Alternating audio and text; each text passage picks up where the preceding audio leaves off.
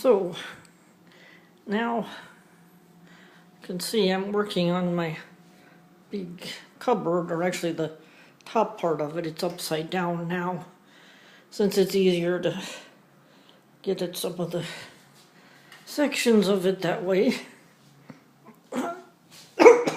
Excuse me, I'm almost a little hoarse here. And I've been experimenting a bit with the different stencils, and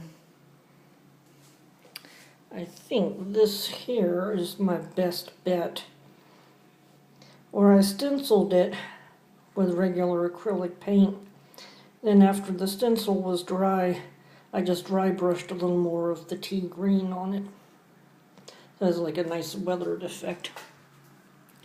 I have paint and bits of other projects. And it's just getting very, very old and tiresome with having everything in the living room. So in the very near future, I'll flip this right side up and put it against the wall. And then bring the lower half in and of course paint that. And then I can start putting it together. So my supplies will be in the cupboard again, and not all over the living room. So that's all for now.